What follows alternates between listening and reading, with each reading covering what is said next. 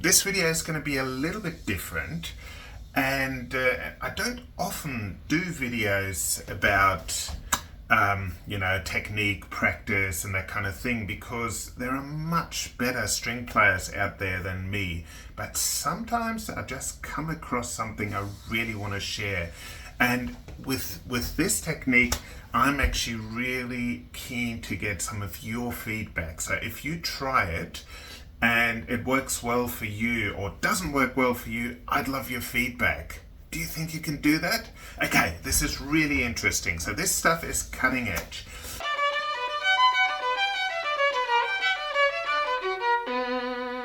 So I recently found this technique where this guy called Lido, who is a professional juggler with Cirque du Soleil, who just have some of the most amazing artists.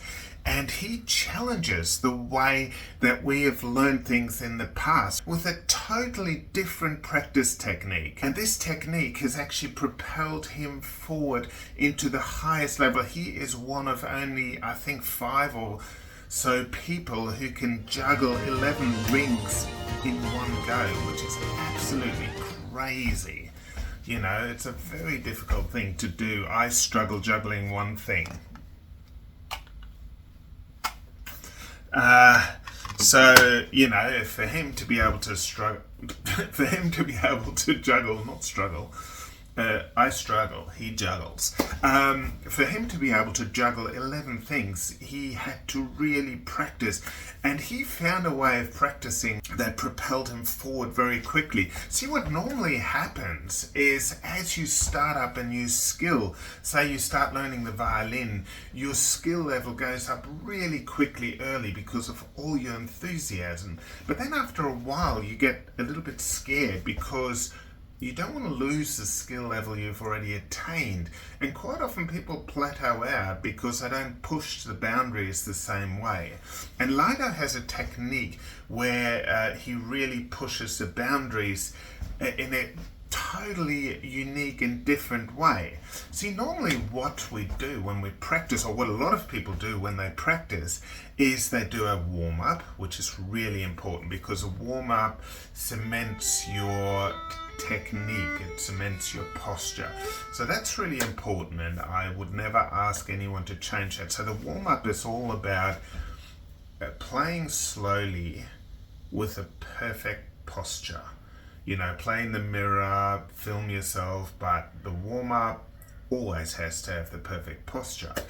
But what people normally do next is they practice their repertoire. So the things they've learned already, they kind of improve on it.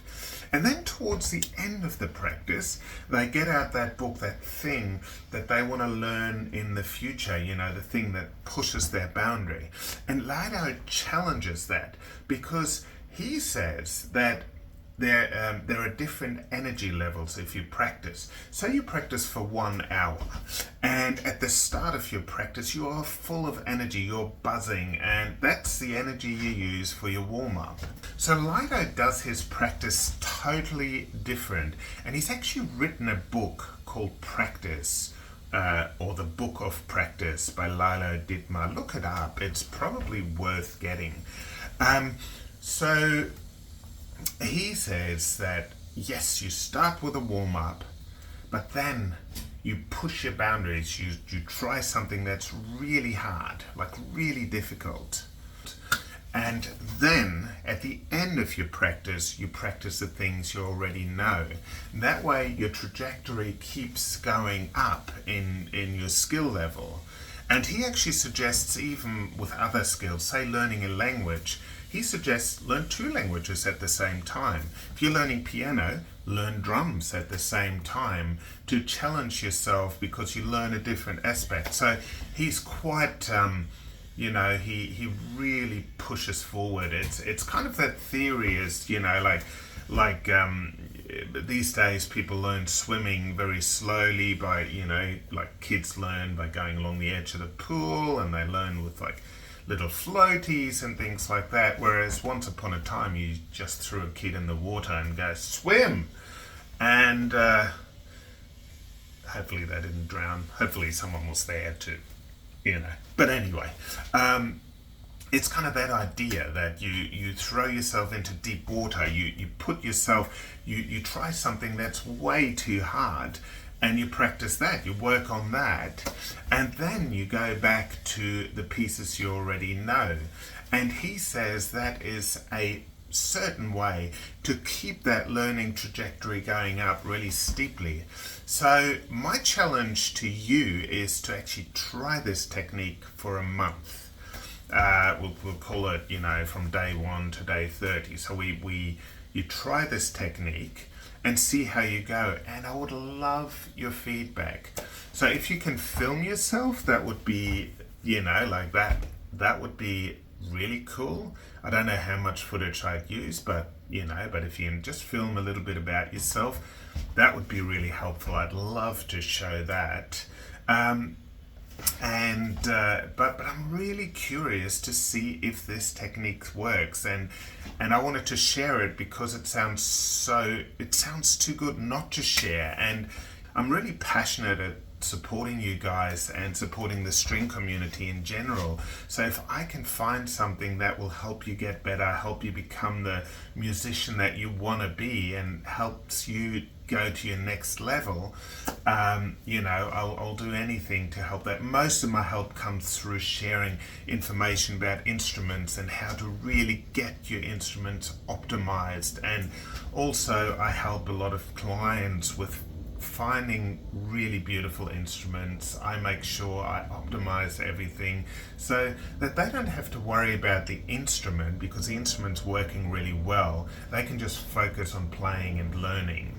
And that's also why I developed instruments like the beautiful Pierre Lamont Master, which is quite affordable, where everything just works because I've set it up to the highest level, or the Georg Hofmeister, which you know, is beautiful, built after some of the beautiful old German instruments that were so popular in the late 1700s, early 1800s.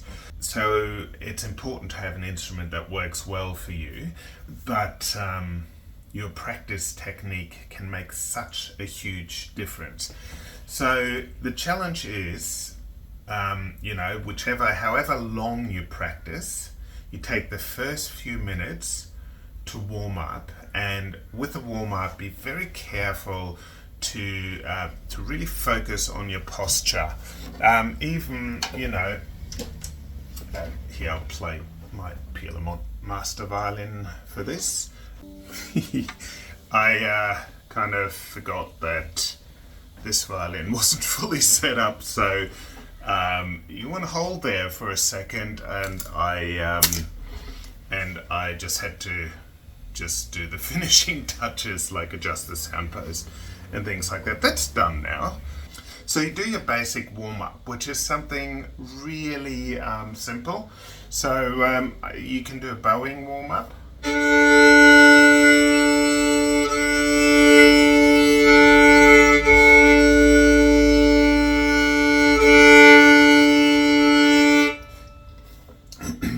And really focus on your bowing posture. You can even, if you're just learning, you can even take a break after, so you go.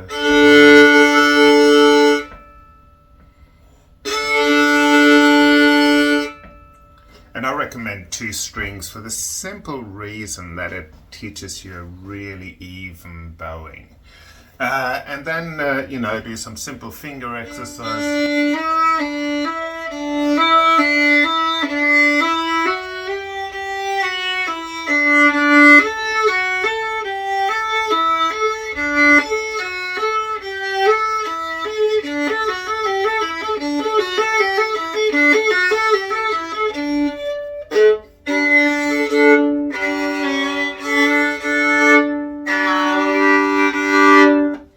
So you do like a simple warm-up, but really focus on your posture, really nice, relaxed posture. Stop if you are not, you know, if you're not happy with your posture. And then you move on to the challenging part. So you break up your practice like this. You take 10% for warm-up, then you do like 60 or 70% of your time working on those really challenging bits that you've been wanting to work on, and then you spend the last 20 or 30% of your practice just doing something nice and relaxing. You can just something you enjoy doing, a piece that you know well, so it's kind of fun. And so when your energy is at its lowest towards the end of your practice, you practice something that you enjoy and love. So could you do that for me? Could you try that? So we're looking at about a 10% warm-up of time, sort of around that kind of 10% warm-up, then about 60 or 70% like working on new stuff, and then can even be 50 to 70%, and then you just spend between 20 and 40% at the end just playing the things you enjoy and love. And I'd love you to get back to me and see how it went for you. I'm just really curious to see if you notice significant progress after a month, but you have to stick to it. Look, I will try to do it as well. I have to say I'm actually quite busy this month, so I may not be able to do it, but I think you guys, I think it could really help you guys. So let me know how it goes. If you liked the video, hit the like button, subscribe to my channel so you find out, because I will publish the results afterwards as well. So you want to find out what happened. And yeah, subscribe, hit the little bell, have fun making music, enjoy playing. I know it's challenging, but it's a real joy. It's great to be able to express yourself. So keep making beautiful music, and I'll see you guys next time.